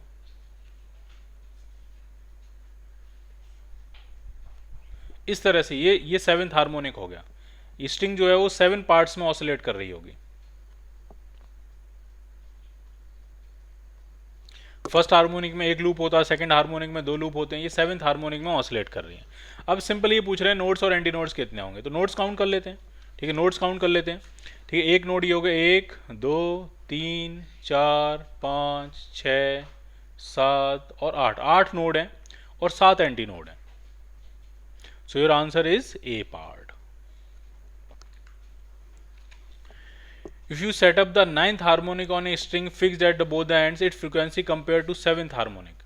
सेवेंथ हार्मोनिक और नाइन्थ हार्मोनिक की फ्रीक्वेंसी पूछ रहे हैं, ऑब्वियसली ज़्यादा ही होगी। फंडामेंटल फ्रीक्वेंसी अगर f0 है तो सेवेंथ हार्मोनिक की फ्रीक्वेंसी होगी 7f0 और नाइन्थ हार्मोनिक की फ्रीक्वेंसी होगी 9f0। हार्मोनिक उसी तरह से डिफाइन है कि फंडामेंटल फ्रीक्वेंसी से कितने गुना ज़्यादा फ्रीक्वेंसी आपको मिल रही है, वही वो हार्मोनिक बन जाएगा। अगर किसी मोड में फंडामेंटल फ्रीक्वेंसी से 5 गुना ज़्यादा फ्रीक्वेंसी मिल रही है तो उसका नाम होगा फिफ्थ हार्मोनिक। तो seventh harmonic 7f0, ninth harmonic 9f0, ninth harmonic की फ्रीक्वेंसी 7 से तो ज़्यादा ही होगी। सो your answer is A part. A sound is produced between two vertical parallel walls. The echo from one wall is heard after 2 seconds, while from the other wall 2 seconds after the first echo। जरा समझ लीजिए, diagram बनाते हैं। मान लीजिए एक दीवार ये है, एक दीवार ये है। ठीक है, एक वॉल 1 है, W1 कह देता हूं, और एक वॉल 2 है, W2। क्वेश्चन आराम से समझिए। The eco from one wall is heard after 2 seconds. एक वॉल से तो इको 2 सेकंड के बाद सुनाई पड़ जाती है। And while from the other 2 second after the first echo. पहली इको के अगले 2 सेकंड के बाद दूसरी वॉल से इको आती है। इसका मतलब पर्सन जो है वो, या साउंड का सोर्स या पर्सन जो है वो सिमेट्रिकली नहीं खड़ा होगा, बीच में नहीं खड़ा होगा। बीच में खड़ा होता तो दोनों इको एक साथ आ जाती। ये एक वॉल के पास खड़ा होगा कहीं और दूसरी वॉल से दूर खड़ा होगा, इस तरह से होगा। तो एक वॉल के पास है तो यहां से साउंड जाने और आने में टोटल 2 सेकंड टाइम लग रहा है, और उसके अगले 2 सेकंड के बाद इको आती दूसरी वॉल से। इसका मतलब दूसरी वॉल से टोटल जाने और आने में टोटल टाइम 4 सेकंड लगेगा। यह आपको समझ में आ गया? ठीक। अब साउंड की स्पीड 340 दी हुई है और डिस्टेंस पूछ रहे हैं आपसे, तो 1 सेकंड जाना 1 सेकंड आना, ये 2 सेकंड का खेल है। इसका मतलब इसकी डिस्टेंस होगी आपकी 340 मीटर। ठीक। इसमें क्या सिचुएशन, इसमें 2 सेकंड जाना और 2 सेकंड आना, यानी इसकी जो डिस्टेंस होगी वो होगी 680 मीटर। तो अगर वॉल्स के बीच की डिस्टेंस पूछी जाएगी तो दोनों को सम कर देंगे, 340 plus 680, so it is 1020 metre. So your answer is B part. ठीक है, दोनों वॉल्स के बीच की जो डिस्टेंस होगी वो आपकी 1020 मीटर डिस्टेंस होगी। अब पूछ रहे हैं अगली इको कब सुनाई देगी। ठीक है, तो जरा समझना, अगली इको अगले 2 सेकंड के बाद सुनाई देगी। वो कहाँ से आएगी वो समझना। जैसे ये वाली साउंड यहाँ से गई, यहाँ आई, 2 सेकंड में वापस आ गई। ठीक, अभी साउंड इधर जाएगी, इस तरफ जाएगी और यहाँ से टकरा के वापस आएगी, तो इसको 4 सेकंड लगेंगे। यानी टोटल कितने सेकंड के बाद वो साउंड दोबारा रिफ्लेक्ट होकर आई, टोटल 6 सेकंड। यहाँ से यहाँ जाना 2 सेकंड, फिर ये साउंड जब इधर निकल जाएगी तो ये यहाँ से इधर जाएगी और फिर यहाँ से आएगी 4 सेकंड और, तो टोटल 6 सेकंड पे अगली इको सुनाई देगी। अगर हम इस साउंड की बात करें तो इसके बारे में देखिए, ये साउंड यहाँ से आई और यहाँ से इधर आई, एक इको सुनाई दी 4 सेकंड में। और जब वो साउंड इधर निकल जाएगी तो ये इधर से टकरा के अगले 2 सेकंड में वापस आ जाएगी, यानी अगली इको दोनों वॉल से एक साथ 6 सेकंड पे सुनाई देगी। तो इसमें कह रहे हैं 8 सेकंड, तो ये आंसर नहीं बनेगा। ठीक है, तो ये जो पॉइंट है, दूसरा वाला पॉइंट जो मैंने डिस्कस किया, इसको ढंग से सोचना आप, ये आपको अच्छे से समझ में आएगा। Equation of a plane progressive wave is given by, एक प्लेन प्रोग्रेसिव वेव है उसकी इक्वेशन दी हुई है आपको। ठीक है, 0.6 sin 2 pi t minus x by 2 on reflection from the denser medium. Denser medium से जब वो रिफ्लेक्ट होकर वापस आ रही है वेव, तो उसका एम्पलीट्यूड 2/3 हो गया है। यानी अगर अभी अभी एम्पलीट्यूड 0.6 है, फिर एम्पलीट्यूड उसका 2/3 हो जाएगा, यानी 0.4 हो जाएगा उसका एम्पलीट्यूड। ठीक, और एक बात और, जब वो साउंड डेंसर मीडियम से टकरा के वापस आती है तो उसमें पाई का फेज डिफरेंस आ जाता है। ठीक है, वेव पल्स में किसका फेज डिफरेंस आता है, पाई का फेज डिफरेंस आता है। तो रिफ्लेक्टेड वेव की अगर मैं इक्वेशन लिखूंगा तो ये आपकी हो जाएगी, एम्पलीट्यूड तो हो जाएगा 0.4 साइन, ठीक है, अगर मैं 2 पाई से अंदर मल्टीप्लाई कर लूँ तो ये हो जाएगा 2 pi T minus 2 pi x upon 2, ये तो, और प्लस कितने का फेज डिफरेंस आ जाएगा, पाई का फेज डिफरेंस आ जाएगा। ठीक, तो साइन पाई प्लस समथिंग होता है माइनस साइन समथिंग, क्योंकि आंसर में किसी में प्लस पाई करके लिखा नहीं है, तो साइन पाई प्लस थीटा होता है माइनस साइन थीटा, तो मैं माइनस बाहर लिख देता हूँ, तो ये हो जाएगा माइनस 0.4 साइन, अगर हम 2 पाई बाहर ले लें फिर से तो ये कितना आ जाएगा आपका t माइनस एक्स बाई 2। अब एक चीज़ और समझनी है इसमें, जब साउंड टकरा के वापस आएगी तो उसकी वेलोसिटी की डायरेक्शन भी तो बदल जाएगी। साउंड पहले अगर पॉजिटिव एक्स में जा रही थी तो अब टकरा के आएगी तो नेगेटिव एक्स में आएगी, तो यहाँ जो ये जो प्लस है ये किस में, ये जो माइनस है ये किस में कन्वर्ट होगा, आपका प्लस में। ठीक है, 3 चीज़ें आपको समझ में आनी चाहिए टोटल। पहली बात, एम्पलीट्यूड में मॉडिफिकेशन होगा, एम्पलीट्यूड 2/3 हो गया। दूसरी बात, फेज में पाई का फेज डिफरेंस आएगा तो ये पाई का फेज डिफरेंस हो गया। तीसरी बात, साउंड के जो प्रोपेगेशन की डायरेक्शन है वो भी बदलेगी। अगर साउंड पॉजिटिव एक्स में जा रही है तो जब टकरा के आएगी तो नेगेटिव एक्स में आएगी, तो t प्लस एक्स बाई 2 बनेगा, t माइनस एक्स बाई 2 नहीं बनेगा। ठीक, तो क्या आंसर बनेगा आपका, आपका आंसर बनेगा बी पार्ट। तीनों में से अगर आप कोई भी मॉडिफिकेशन भूल जाते हो तो आपका आंसर गलत हो जाएगा। The intensity of sound gets reduced by 20% on passing through the slab. वो स्लैब है, उसकी इंटेंसिटी जब जैसे उसे पास कराते हैं तो इंटेंसिटी 20% रिड्यूस कर जाती है।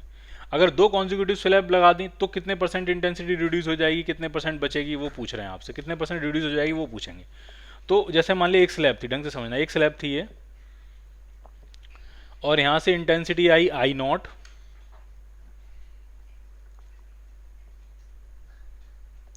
और 20% रिड्यूस होगी, तो यहां से जो इंटेंसिटी निकलेगी वो आएगी 0.8 I0। 20% रिड्यूस कर दिया आपने, 80% बची होगी। अब आपने एक और स्लैब लगा दी तो वो भी वही फॉर्मूला अपनाएगी, वो फिर से 20% रिड्यूस कर देगी अब जो उस पर पड़ रही है उसका, यानी अब जो रिड्यूस होगी वो 0.8 I0 का 20% रिड्यूस होगी, और अब जो बचेगी वो 0.8 I0 का 80% बचेगी, यानी अब जो बचेगी वो बचेगी 80% of 0.8 I0। So it is 0.64 I0, यानी 64% इंटेंसिटी बच जाएगी दोनों स्लैब से निकलने के बाद। यानी दोनों स्लैब ने टोटल कितने परसेंट इंटेंसिटी रिड्यूस कर दी, तो वो रिड्यूस कर दी 36%। ओके, रिमेनिंग कितनी रह गई, 64%। So your answer is B part. A transverse sinusoidal wave of amplitude A, wavelength lambda and frequency n is traveling on a stretched string. Maximum speed of particle is 1/10th of the speed of propagation of wave. ढंग से समझिए, जो maximum speed होती है particle की a omega, वो कह रहे हैं 1/10 है वेव प्रोपोगेशन की स्पीड, और वेव प्रोपोगेशन की स्पीड होती है ओमेगा बाई के, या फिर आप उसको लिख सकते हो n लैम्डा। n क्या है, फ्रीक्वेंसी है। ठीक, अब यहां से हमें कुछ चीजें फाइंड करनी है, जरा फाइंड करते हैं।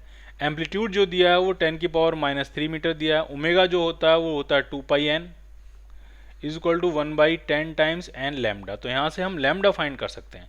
एन से एन कैंसिल आउट हो जाएगा, तो यहाँ से जो लैम्डा आएगा, सॉरी एन से एन कैंसिल आउट होगा, तो यहाँ से जो लैम्डा आएगा वो आपका आ जाएगा 20 pi into 10⁻³ so it is 2 pi into 10⁻³ तो हमारा यहाँ से लैम्डा मिल गया, ए पार्ट आपका आंसर सही हो गया। अब हमसे फ्रीक्वेंसी भी पूछ रहे हैं कि फ्रीक्वेंसी बताओ, तो क्या फ्रीक्वेंसी हम फाइंड कर सकते हैं इसमें? बिल्कुल कर सकते हैं। वेव की वेलोसिटी आपको दे रखी है और वेवलेंथ आपने निकाली ली है, तो हम फ्रीक्वेंसी फाइंड कर लेते हैं। वेव वेलोसिटी जो होती है वो होती है फ्रीक्वेंसी इंटू वेवलेंथ। कितनी है वेव वेलोसिटी? तो वो दी है 10 मीटर पर सेकेंड। फ्रीक्वेंसी आपको निकालनी है और वेवलेंथ है 2 पाई इंटू 10⁻⁻², -3 नहीं, -2। तो जो फ्रीक्वेंसी आपकी आ जाएगी वो आप उसको इधर लेके आएंगे 1000/2 pi, so it is 500। 1000/2 pi answer है? नहीं है, ये 10⁴ है, तो फ्रीक्वेंसी का आंसर मैच नहीं कर रहा। फ्रीक्वेंसी का आंसर जो आना चाहिए था वो आना चाहिए था 10⁻³ पाई हर्ट्ज, वो आपका आंसर मैच नहीं कर रहा है। So your answer is A part.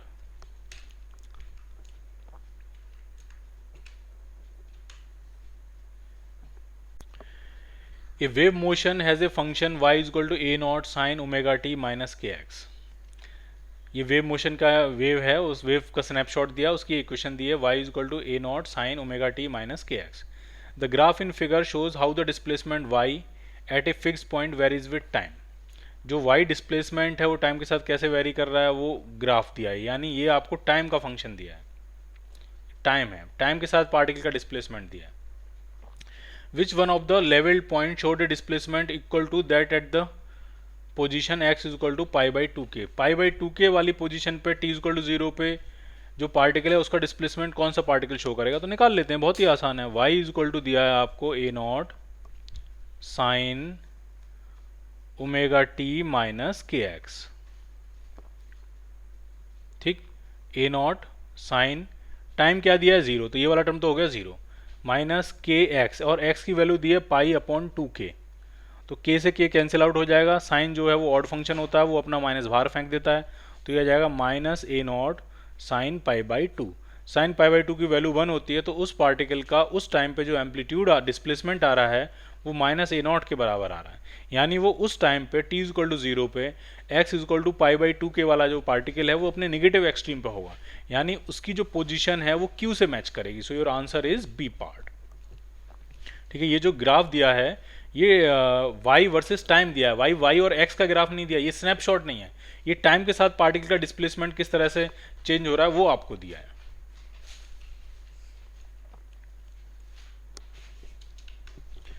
The wave of frequency 100 Hz is sent along a string towards a fixed end. When this wave travels back after reflection, a node is formed at a distance of 10 cm from the fixed end of the string. The speed of the incident and reflected wave are। ठीक है, पहली बात तो incident और reflected wave की speed same होगी, क्योंकि एक ही स्ट्रिंग में वेव जा रही है और इसी स्ट्रिंग में वेव वापस आ रही है। ठीक, और जो फिक्स्ड एंड होता है वो नोड बनता है। फिक्स्ड एंड क्या बनता है? नोड। डायग्राम बनाइए, डायग्राम समझिए जरा। ये मान लिया स्ट्रिंग है और ये मान लिया फिक्स्ड एंड है, तो फिक्स्ड एंड हमेशा क्या बनेगा? नोड। और एक वेव पल्स जो है वो वेव इस तरह से आगे ट्रेवल कर रही है,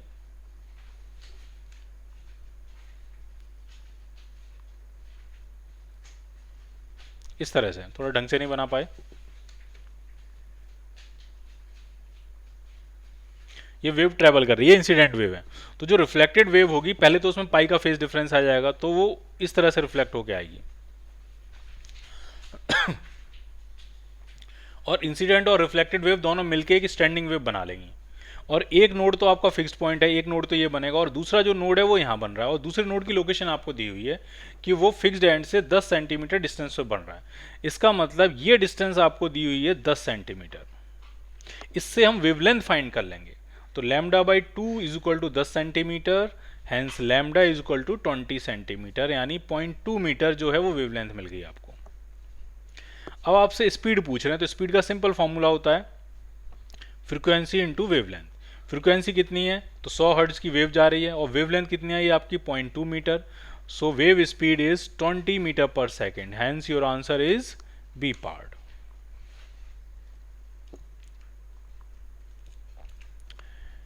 इन a medium in which a transverse progressive wave is travelling, ये कोई मीडियम है, उसमें एक ट्रांसवर्स प्रोग्रेसिव वेव ट्रेवल कर रही है।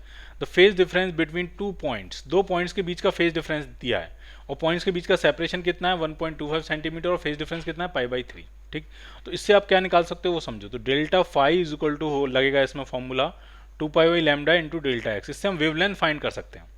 फेज डिफरेंस है π/3 इज इक्वल टू 2π/λ, और पार्ट डिफरेंस है 1.25 सेंटीमीटर। ठीक, तो ये हो जाएगा 1.25/100 मीटर्स।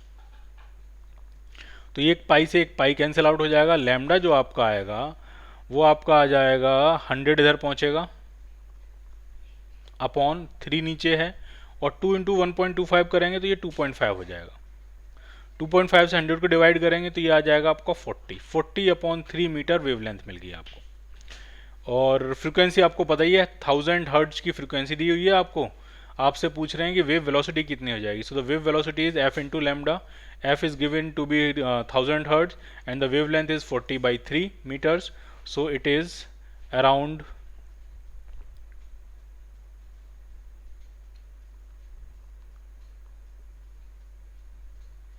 बहुत ज़्यादा आ रही है 40,000। कुछ गड़बड़ तो नहीं करी हमने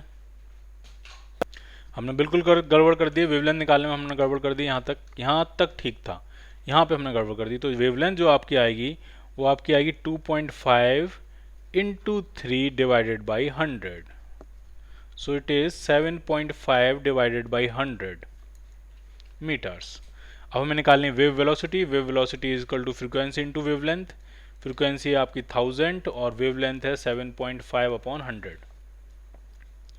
तो ये आपकी जो स्पीड आ रही है वो आ रही है 75 मीटर्स पर second. So your answer is A part. Two periodic waves of amplitude A and B pass through a region at the same time in the same direction. दो पीरियोडिक वेव्स हैं, दोनों का एम्पलीट्यूड A और B दिया है, एक ही reason पे पास कर रही हैं, एक ही टाइम पे, एक ही डायरेक्शन में। ठीक, अगर A B से बड़ा है तो डिफरेंस और maximum minimum possible amplitude, maximum amplitude तब होगा जब दोनों वेव सेम फेज में होंगी, और वो मैक्सिमम एम्पलीट्यूड बनेगा A प्लस B, ये बनेगा आपका मैक्सिमम एम्पलीट्यूड।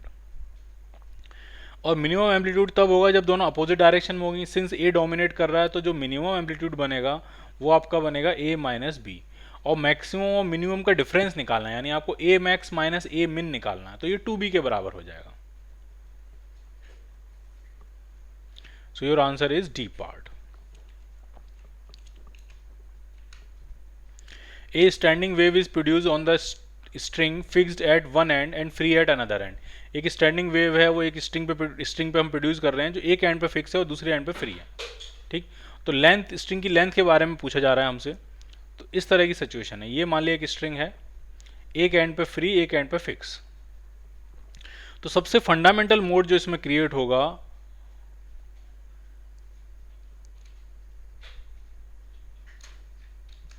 वो होगा कुछ इस तरह से, ये फंडामेंटल मोड होगा इसमें क्रिएट। क्योंकि जो फिक्स्ड एंड है वो तो हमेशा नोड बनेगा, और जो फ्री एंड है वो हमेशा क्या बनेगा, एंटी नोड। यानी अगर इसमें मैं वेवलेंथ के टर्म्स में लिखूं तो वेवलेंथ जो होगी वो λ/4 जो है वो L के बराबर होगी।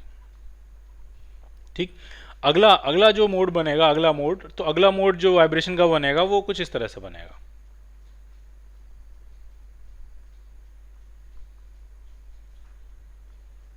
इस तरह से।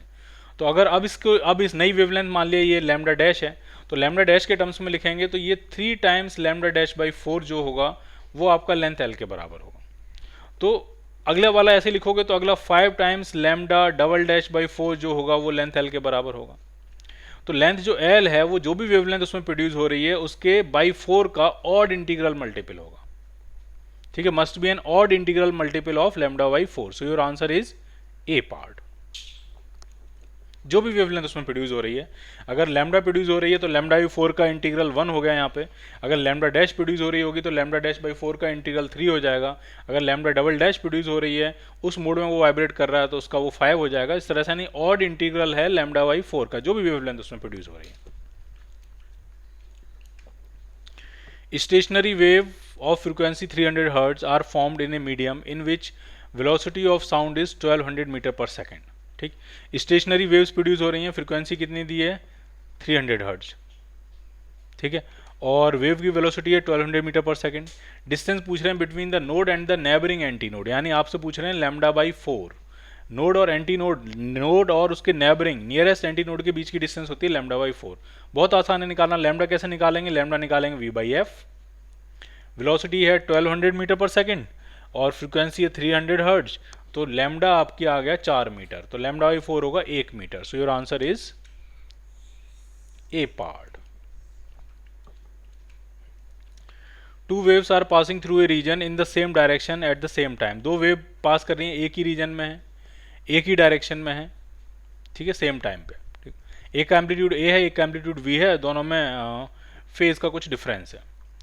तो ये पूछ रहे हैं एम्पलीट्यूड आपको बताना रिजल्टेंट वेव का अगर फेज डिफरेंस के लिए आपको एक्स नॉट दिया लैम्डा बाई 2। ठीक है, तो ऐसा करते हैं, इसको मल्टीप्लाई करते हैं अंदर, तो y1 जो इक्वेशन आएगी वो आ जाएगी ए साइन, इसको 2 पाई बाई लैम्डा को अंदर मल्टीप्लाई कर लेते हैं, तो ये आ जाएगा 2 पाई by lambda into we T minus 2 pi by lambda into x. दूसरी इक्वेशन क्या बन जाएगी? y2 इज इक्वल टू, तो ये बनेगी b sine 2 pi V T by lambda minus 2 pi x by lambda plus 2 pi X nought by lambda. अब दोनों के फेजेस को गौर से देखोगे तो इसके फेज में और इसके फेज में ये फेज का डिफरेंस है, तो दोनों में जो फेज डिफरेंस आपको मिल रहा है डेल्टा फाई, वो आपको मिल रहा है 2 पाई by lambda times x not. और अगर हम एक्स नॉट की वैल्यू डालें लैम्डा बाई 2, एक्स नॉट की वैल्यू आपको दी हुई है लैम्डा बाई 2, तो फेज का डिफरेंस पाई हो जाएगा। और अगर पाई फेज का डिफरेंस है तो नेट एम्पलीट्यूड ए माइनस बी के बराबर होगा। अब पता नहीं बड़ा कौन सा है, तो आप ए माइनस बी भी लिख सकते हो, आप बी माइनस ए भी लिख सकते हो, दोनों में जो चाहो वो लिख सकते हो। तो ए माइनस बी पे मॉड लगा देते हैं ताकि आप ए माइनस बी माइनस ए दोनों लिख सकते हो। इसका मतलब होता है कि अगर ए बड़ा होगा तो ये ए माइनस बी बन जाएगा, और अगर बी बड़ा होगा तो ये बी माइनस ए बन जाएगा। Clear? So your answer is A part. In the given progressive wave, एक प्रोग्रेसिव वेव दी हुई है, what is the wave velocity? Wave velocity पूछ रहे हैं आपसे, ठीक है, तो समझिए जरा। इस वेव को अगर आप कंपेयर करोगे तो ये 100 पाई ये जो लिखा हुआ है ये ओमेगा है, और 0.4 पाई ये के है, और वेव वेलोसिटी होती है ओमेगा बाई के। ओमेगा है आपका 100 पाई और वेव और के है आपका 0.4 पाई। पाई से पाई कैंसिल करेंगे तो ये वेव वेलोसिटी आ जाएगी 250, जो भी यूनिट्स होगी, अगर मीटर पर सेकंड, मीटर और सेकंड है तो मीटर पर सेकंड हो जाएगी। So your answer is B part. When two waves meet at a point, their equations are 2a cos omega t and 3a cos omega t plus pi by 2। Amplitude पूछ रहे हैं, तो इन दोनों wave को गौर से देखोगे तो ये भी कॉस का फंक्शन है, ये भी कॉस का फंक्शन, इसके आगे भी पॉजिटिव से शुरुआत है, इसके आगे भी पॉजिटिव से शुरुआत है, लेकिन इसमें पाई बाई 2 एक्स्ट्रा है, तो फेज डिफरेंस पाई बाई 2 है, और फेज डिफरेंस अगर पाई बाई 2 है तो रिजल्टेंट एम्पलीट्यूड बनेगा under root of a1 square plus a2 square, and then it is 4a square plus 9a square. So it is a under root 13, और under root 13 जो होगा वो 3 से बड़ा होगा, 4 से छोटा होगा। So your answer is C part.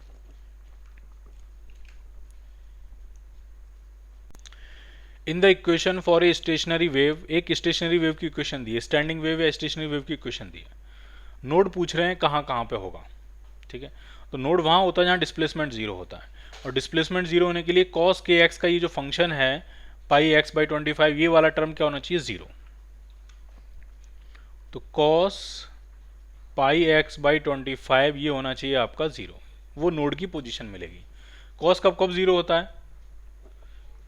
जब ये एंगल उसका या तो पाई बाई 2 हो, या 3 पाई बाई 2 हो, या 5 पाई बाई 2 हो, या 7 पाई बाई 2 हो, ये सारी पोजीशन है जहाँ पे कॉस की वैल्यू 0 होगी।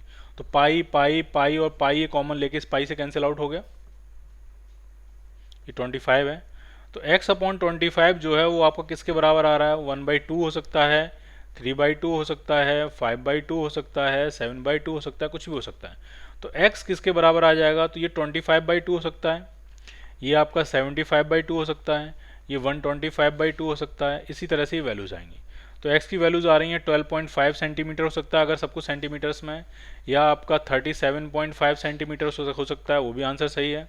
ठीक है, इसको डिवाइड करेंगे तो ये 62.5 सेंटीमीटर भी हो सकता है। इसी तरह से आगे आंसर मिलते जाएंगे। तो ये सारी लोकेशन है जहाँ पे नोड मिल रहा है, और ये कह रहे हैं node will not occur, node कहाँ नहीं मिलेगा। तो 25 सेंटीमीटर पे तो नोड नहीं मिलेगा, क्योंकि एक 12.5 पे आ रहा है, एक 37.5 पे आ रहा है, तो बीच में जो 25 सेंटीमीटर वाला पॉइंट होगा वहाँ पे तो एंटी नोड मिलेगा। ठीक, so your answer is A part. The equation of the stationary wave, equation दी है आपको स्टेशनरी वेव की, 0.8 cos pi x by 20 sine 200 pi t. X जो है वो आपका सेंटीमीटर्स में, और एक्स सेंटीमीटर में दिया था और टी सेकंड्स में दिया था। सेपरेशन पूछ रहे हैं कॉन्जिक्यूटिव नोड्स के बीच में। तो इक्वेशन जो दी थी फिर से यहाँ लिख देता हूँ मैं, y is equal to, standing wave की इक्वेशन है 0.8 cos pi x by 20 into sine 200 pi T. ये स्टैंडिंग वेव की इक्वेशन दी, और दो नोड्स के बीच का गैप पूछा आपसे, लैम्डा बाई 2 पूछा। लैम्डा कहाँ से निकालेंगे, यहाँ से निकालेंगे। ठीक, तो ये टर्म है आपका k, ये टर्म है आपका k। तो k होता है आपका 2 पाई बाई लैम्डा, और वो दिया है आपको पाई बाई 20। पाई से पाई कैंसिल आउट करेंगे, x सेंटीमीटर्स में है तो लैम्डा भी सेंटीमीटर्स में आएगा। तो लैम्डा आपका आ रहा है 40 सेंटीमीटर, और दो कॉन्जिक्यूटिव नोड या दो कॉन्जिक्यूटिव एंटी नोड के बीच का जो गैप होता है वो लैम्डा बाई 2 होता है, यानी आपसे पूछा जा रहा है 20 centimetre. So your answer is A part. Consider the 3 waves, 3 waves हैं, एक Z1 है, एक Z2 है, एक Z3 है। 3 वेव्स की इक्वेशन दी है। Z1 का एम्पलीट्यूड A है, फ्रिक्वेंसी ओमेगा है। Z2 का भी एम्पलीट्यूड A है, फ्रिक्वेंसी ओमेगा है। और Z3 का भी एम्पलीट्यूड A है, फ्रिक्वेंसी ओमेगा। अब इनमें अंतर क्या वो समझिए। इसमें है kx minus omega T. Z1 वाली वेव पॉजिटिव x डायरेक्शन में ट्रेवल कर रही है। Z2 वाली वेव, इसमें kx प्लस ओमेगा टी, तो Z2 वाली वेव जो है वो निगेटिव x डायरेक्शन में ट्रेवल कर रही है। और इसमें ky माइनस ओमेगा टी यानी Z3 वाली वेव जो है वो पॉजिटिव y डायरेक्शन में ट्रेवल कर रही है। और पूछ रहे हैं कि विच of the following represent standing wave, तो कौन किनका सम जो है वो स्टैंडिंग वेव बना देगा।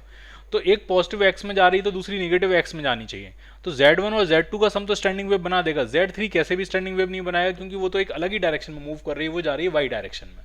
तो Z1 plus Z2 will produce you an standing wave. So your answer is A part.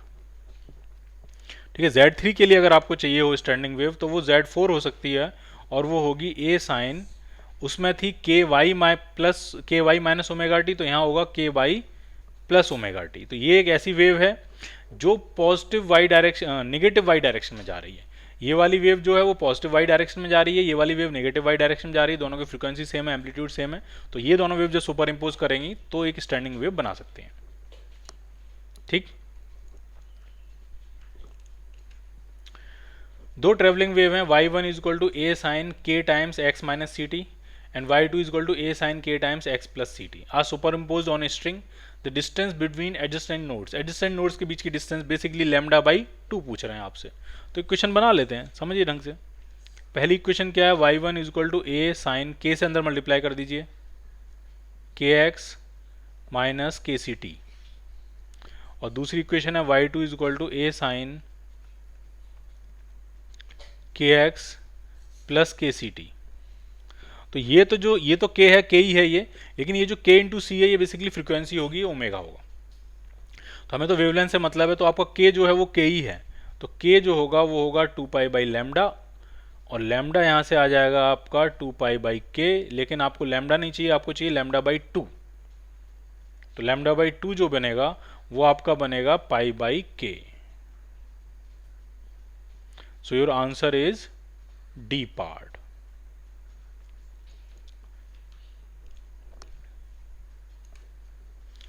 A tube of length 1.05 meter is closed at one end and the velocity of sound in air is 336 meter per second. Then the fundamental and the next higher overtone पूछ रहे हैं। fundamental और next higher overtone क्या होगी। ठीक है, तो जरा समझना है।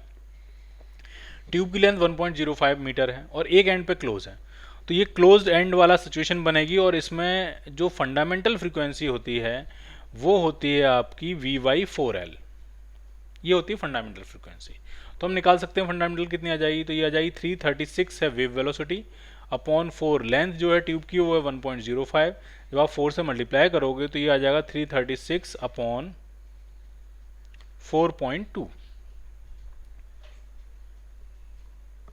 ठीक, तो अब जब आप इससे डिवाइड करोगे तो ये आपका बनेगा, ये 80 बन जाएगा। ठीक, ये डिवाइड होगा 80 टाइम्स, आप डिवाइड कर लेना, ये 80 बन जाएगा। फंडामेंटल फ्रीक्वेंसी आपकी आएगी 80 हर्ट्ज। और जो नेक्स्ट हायर ओवरटोन होता है, जिसको आप फर्स्ट ओवरटोन बोलोगे, वो इसका 3 टाइम्स होता है, क्योंकि इसमें जो क्लोज्ड ऑर्गन पाइप में जो फ्रीक्वेंसीज प्रोड्यूस होती हैं वो फंडामेंटल का 3 गुना, 5 गुना, 7 गुना इस तरह से होती हैं प्रोड्यूस। तो जो अगली फ्रीक्वेंसी आएगी वो थर्ड हार्मोनिक बनेगी और वो 3 इंटू 80 बन जाएगी, तो ये बनेगी आपकी 240 hertz. Clear? So your answer is B part.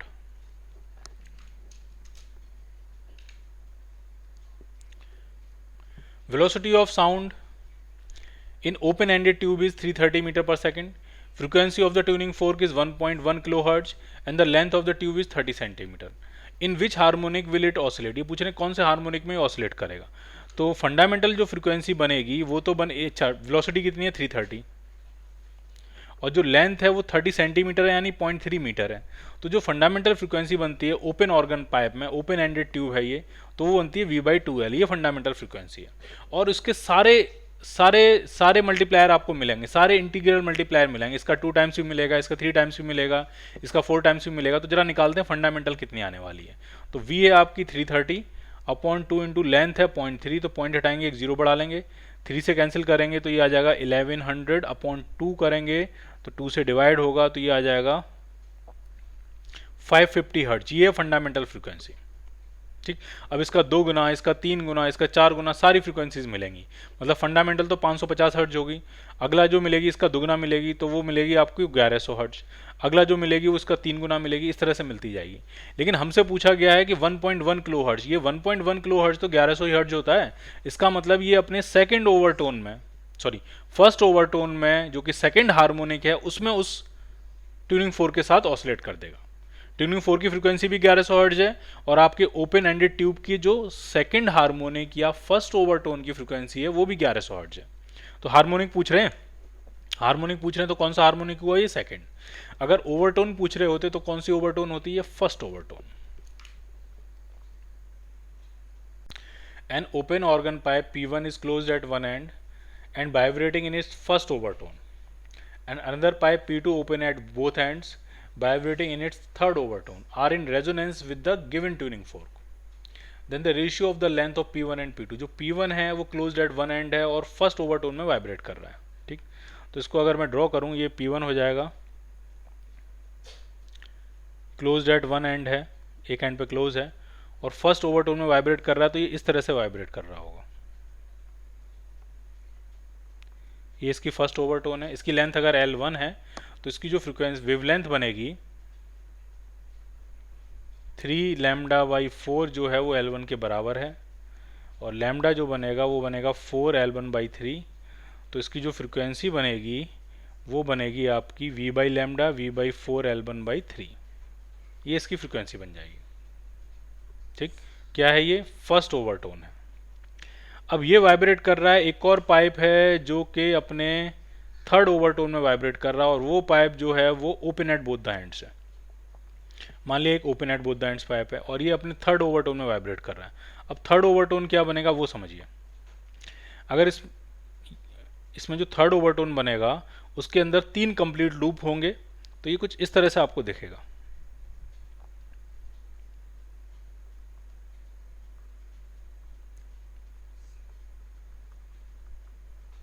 ये है इसका थर्ड ओवरटोन।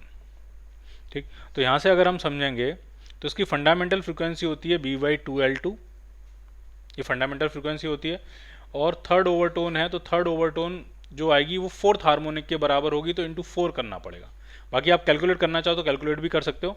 ये इसका जो पूरा सेटअप दिख रहा है ये 2L के बराबर है। इसकी जो लेंथ अगर L2 मैं कहूँ तो जो L2 है वो 2λ2 के बराबर दिख रही है, तो λ2 L2/2 हो जाएगा। वैल्यू डालोगे तो यही आंसर मिल जाएगा। तो ये इसकी फ्रीक्वेंसी है, और दोनों जो हैं वो एक ही ट्यूनिंग फोर्क के साथ रेजोनेंस में। इसका मतलब दोनों की फ्रीक्वेंसी सेम होगी। तो दोनों की फ्रीक्वेंसी आप सेम कर दो, जो चीज़ें कैंसिल आउट होंगी वो कैंसिल आउट हो जाएंगी, बाकी लेंथ का रेशियो मिल जाएगा। तो सेम कर देते हैं, तो ये बन जाएगी आपकी 3V/4L1 इज इक्वल टू, ये बनेगा 4V/2L2। तो V से V कैंसिल आउट हो जाएगा और इस 2 से कैंसिल करेंगे इसको 2 टाइम्स, तो यहाँ से जो L1/L2 आ रहा है वो आपका आ जाएगा 3/8। तो ये इनकी लेंथ का रेशियो बनेगा। So your answer is D part.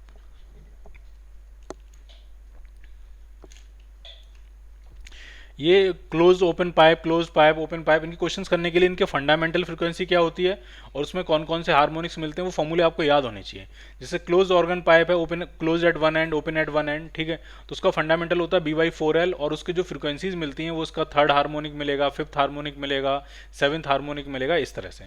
और जो open at both the ends pipe होता है उसकी फंडामेंटल होती है B/2L और उसमें सारी फ्रीक्वेंसीज मिलती हैं, इसका 2 टाइम्स, इसका 3 टाइम्स, इसका 4 टाइम्स, 5 टाइम्स, सारी मिलेंगी। तो फॉर्मूले आपको याद होंगे तो आपको ड्राइव नहीं करने पड़ेंगे, फटाफट आप वैल्यू डालोगे और आपको आंसर मिल जाएगा। The third overtone of the close organ pipe, अब ये कह रहे हैं थर्ड ओवरटोन, अब डायरेक्ट आप लिख सकते हो third overtone close organ pipe की जो फंडामेंटल फ्रीक्वेंसी होती है वो होती है B/4L। अब फर्स्ट ओवरटोन होगा तो वो इसका 3 टाइम्स मिलेगा, जो सेकंड ओवरटोन होगा वो इसका 5 टाइम्स मिलेगा और जो थर्ड ओवरटोन होगा वो इसका 7 टाइम्स मिलेगा।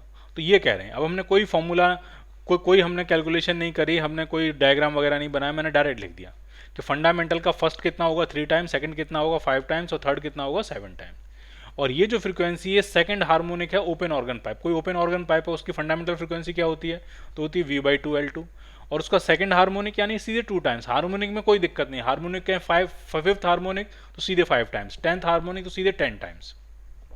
ओवरटोन में आपको सोचना पड़ता है।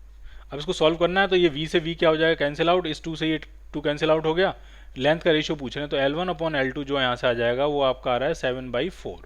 So your answer is A part.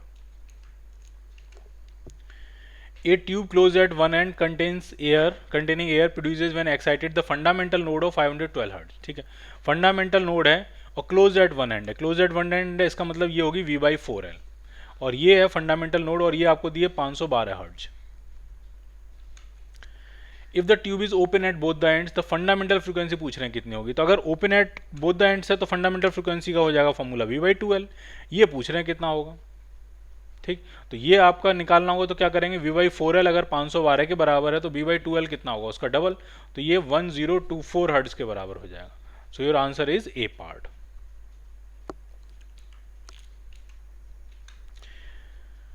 अब ये जो क्वेश्चन है वो डॉपलर इफेक्ट का क्वेश्चन है, देखते हैं जरा क्या कह रहे हैं। A train approaching a hill at a speed of 40 km/h sounds a whistle of frequency 580 hertz when it is at a distance of 1 kilometre from the hill. Hill से जब वो 1 किलोमीटर है और 40 की स्पीड से जा रही है, उसने विसिल प्रोड्यूस करी है 580 हर्ट्ज की। Wind with the speed of 40 km/h is blowing in the direction of motion of the train. Train की डायरेक्शन में विंड भी ब्लो हो रही है, कितनी स्पीड से, 40 km/h की स्पीड से। अब पूछ रहे हैं find the frequency of the whistle as heard by a observer on the hill. Hill पे अगर कोई ऑब्जर्वर है तो उसको फ्रीक्वेंसी क्या सुनाई देगी। ठीक, तो ये डॉपलर इफेक्ट भी है और उसमें जो मीडियम है उसका मूवमेंट भी है। तो हम ड्रॉ कर रहे हैं, मान लिया यहाँ पे कोई हिल है और यहाँ पे एक पर्सन है और ये सोर्स है, सोर्स कितनी स्पीड से चल रहा है, तो वो दिया है 40 km/h की स्पीड है और जो मीडियम है वो भी इसी डायरेक्शन में ट्रैवल कर रहा है, तो वो कितनी स्पीड से ट्रैवल कर रहा है, तो वो भी 40 km/h की स्पीड से विंड भी फ्लो हो रही है उसी डायरेक्शन में। और जो फ्रीक्वेंसी इसने प्रोड्यूस करी है, एक्चुअल फ्रीक्वेंसी वो प्रोड्यूस करी है 580 हर्ट्ज और इसको एपरेंट कितनी सुनाई देगी ये आपसे पूछ रहे हैं। तो एक बात तो पक्का है कि एपरेंट जो फ्रीक्वेंसी सुनाई देगी वो 580 हर्ट्ज से ज़्यादा ही होगी। तो 400 नहीं सुनाई दे सकती, 500 नहीं सुनाई दे सकती, 380 नहीं सुनाई दे सकती, तो इसमें तो कैलकुलेशन करने की जरूरत ही नहीं है। 580 हर्ट्ज से ज़्यादा सिर्फ एक ही आंसर है, तो वही आंसर बन जाएगा। तो इसका आंसर क्या बनेगा, सी पार्ट। हम पूरा सॉल्व करना चाहें तो सॉल्व भी कर सकते हैं। स्पीड ऑफ साउंड भी आपको km/h में दी है, तो सारी स्पीड हम km/h में डालेंगे। तो जो एपरेंट फ्रीक्वेंसी होती है वो होती है आपकी एक्चुअल फ्रीक्वेंसी इनटू, अगर सोर्स के साथ अगर हवा भी मूव कर रही है सोर्स से ऑब्जर्वर की तरफ, तो वेलोसिटी ऑफ साउंड हम डालेंगे v + v मीडियम। ठीक, तो 1200 स्पीड तो साउंड की स्पीड दी और 40 की स्पीड से हवा मूव कर रही, तो आप डालोगे 1240। ऊपर प्लस माइनस VS ऊपर प्लस माइनस VO लिखते हैं और नीचे ऊपर क्या लिखते हैं, प्लस माइनस VO और नीचे क्या लिखते हैं, प्लस माइनस VS। अब ऑब्जर्वर तो रेस्ट में, तो ऊपर तो कुछ नहीं लिखा जाएगा, ऊपर तो सिर्फ ऐसे ही रहेगा 1240 ही रहेगा और सोर्स उसकी तरफ मूव कर रहा है तो माइनस VS लिखेंगे। तो ऊपर जो है कुछ नहीं लिखा जाएगा, प्लस माइनस 0 लिखा जाएगा और नीचे लिखा जाएगा -40। सो it is 580 into 1240 upon 1200। 2 zero से ये दोनों ज़ीरो कैंसिल आउट हो जाएंगे। अब आप 12 से डिवाइड कर सकते हो या 4 से डिवाइड कर लो, जैसे चाहो करो, आप मल्टीप्लाई करो और आपको इसमें अप्रोक्सीमेट आंसर मिल जाएगा। क्लियर?